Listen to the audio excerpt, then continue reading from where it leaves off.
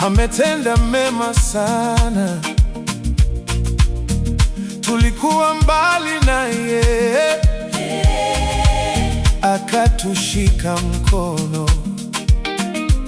Alipoita tukasikia,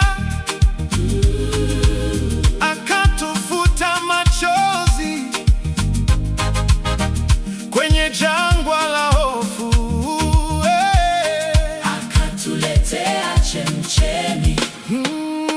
Ametenda mema, ametenda mema. Haya yote ni matendo yake Mungu wetu.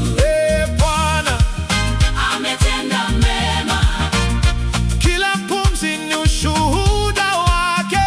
Mungu wetu. Tunashukuru, Tunashukuru, tunashukuru. tunashukuru. Meza imejaa chakula, tulidhani hatufiki. Mioyo